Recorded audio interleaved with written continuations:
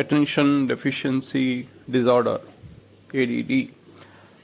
The lack of attention, paying attention, the reason for that is senses deviating from the state of twilight zone operation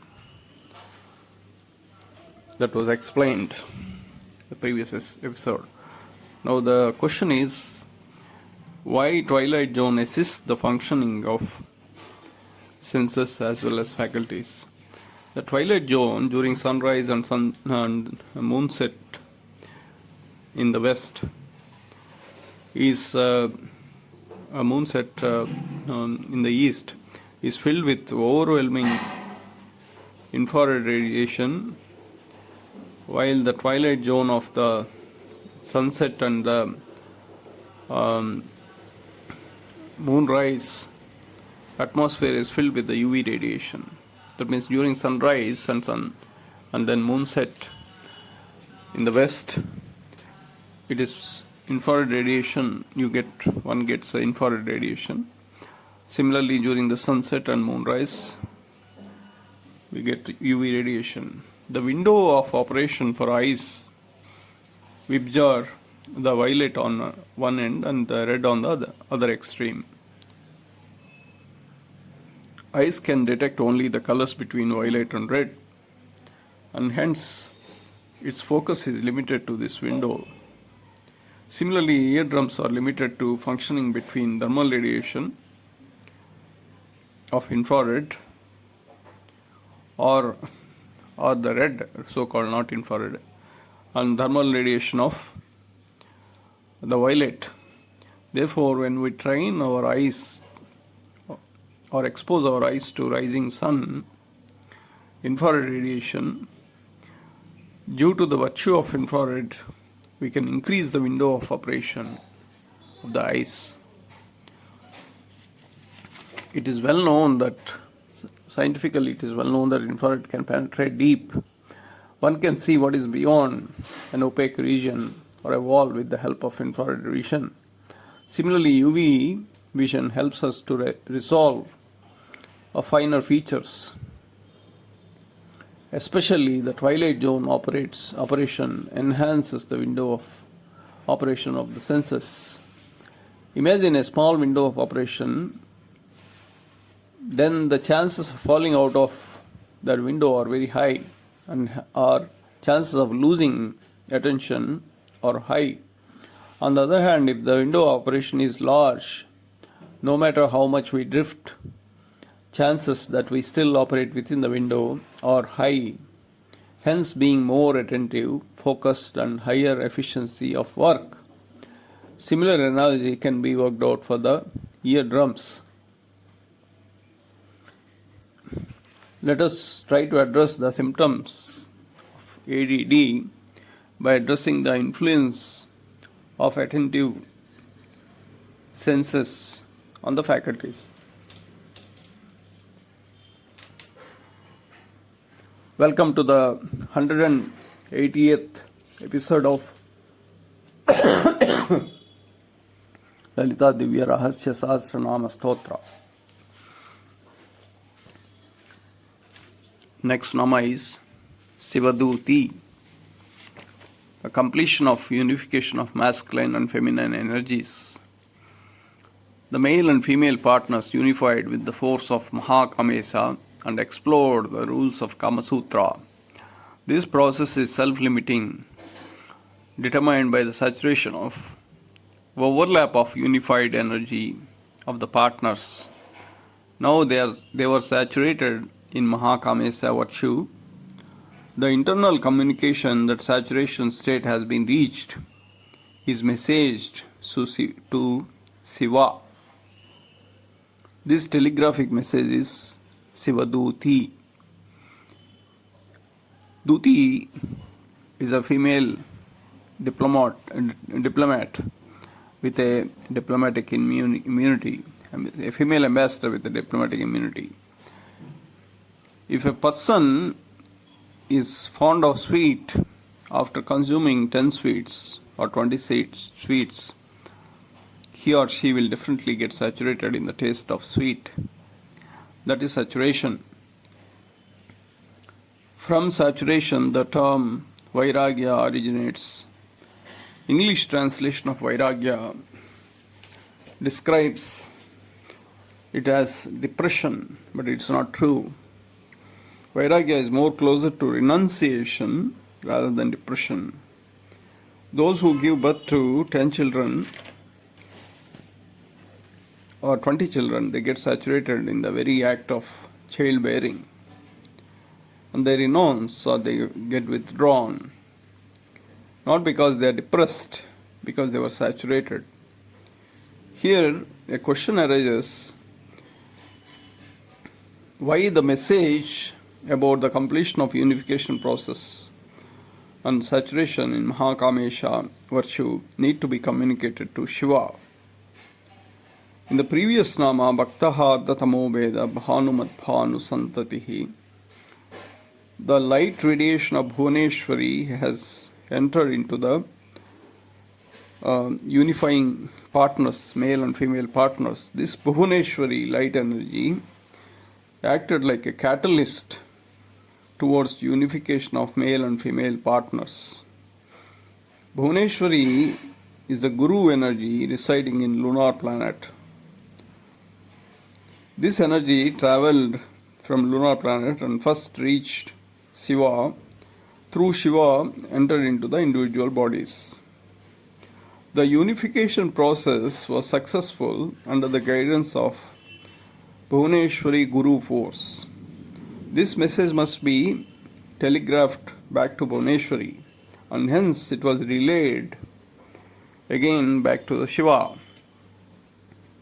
In the Nama Shadgunya Paripurita, 6 intrinsic and 6 extrinsic qualities were highlighted. Among these are Vairagya of Shiva.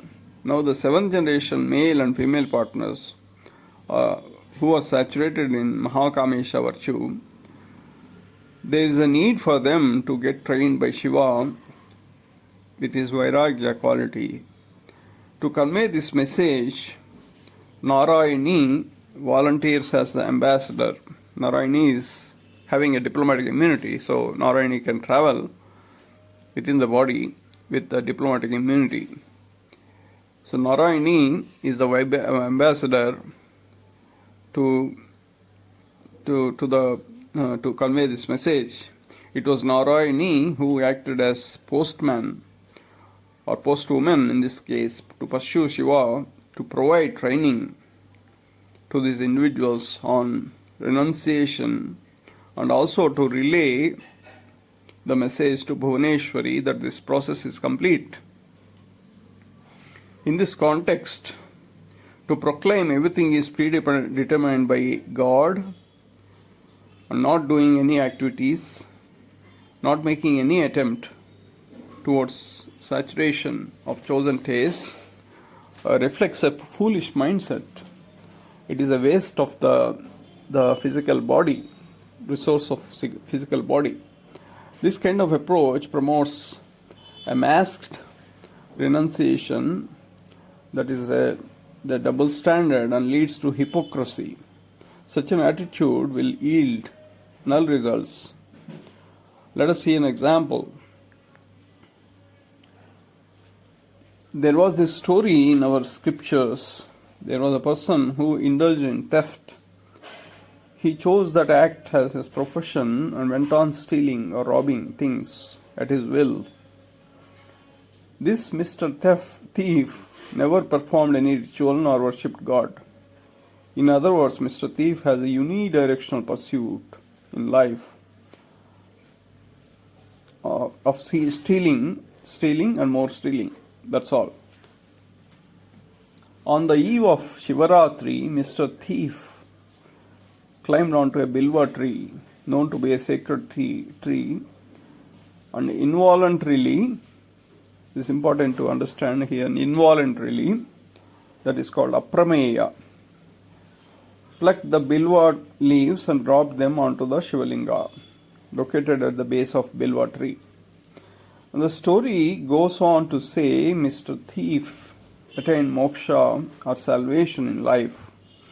Although salvation is not true translation of moksha, moksha is one step or several steps further to renunciation. Practically speaking, since this story is from sacred scriptures, there must be some truth in the story. However, the interpretation of event was distorted here. Was Mr. Thief attained moksha because he performed ritual to Shiva on the Shivaratri, the penultimate day of lunar month, or he got renunciated and withdrew himself and thus went on beyond the shadow of illusion or Maya, and hence involuntarily threw Bilva leaves on Shivalinga. The sacred power of Bilva leaves seized his senses and faculties, contributing to ultimate withdrawal, and his soul had departed from the body. So here the emphasis is not on the ritual process itself, rather than the act of withdrawal and the rising of the curtain of shadow of Maya or Amaya, the entering of Amaya. Mr. Thief said to himself, "Enough is enough. I am being saturated in the taste of stealing." So that's what led to his departure. And since an auspicious day, Shivaratri, the soul seized that opportunity to depart. So what is Vairaga? Va plus I plus Ra plus Ga. Raga is the body illusion effect, being seized by blood relation beyond a threshold limit. These are mine, these are yours, etc., etc. Vairaga means the air element of Panchabrahma residing in Agra Chakra, which is the residence of inner Guru. In this state, under the supervision of inner Guru, the mind gets saturated in raga or the possessiveness. When the air element of mind is saturated, the process of renunciation starts. In the Nama,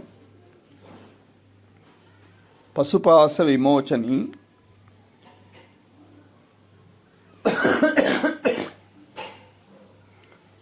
five beast-like qualities were discussed. Among these are avidya. Among these, avidya was saturated through the Nama Chiti. Now, through Sivaduti, another beast-like quality known as Asmita was saturated. The seventh generation human was saturated in Asmita. Asmita means the false interpretation of soul consciousness. As an example, on seeing vulgar pictures, thinking it is a soul consciousness and indulging in sense gratification, this is Asmita. There is no end to this false interpretation, and hence saturation is difficult to attain. So what is the solution? To overcome Asmita, one has to be chosen closer to the Smita, or to overcome diminished soul consciousness, one has to be drawn closer to soul consciousness. Then the individual gets saturated in vulgarity and will automatically withdraws. Just the way when the individual is drawn closer to Vidya, Avidya will distance. Similarly, when the individual is drawn closer to Smita, Asmita will distance itself. When this happens, witness elements volunteer as ambassadors and quickly help the individuals towards saturation. Krishna did exactly the same in Mahabharata. He volunteered as diplomat and tried to instill the dose of smita or soul consciousness.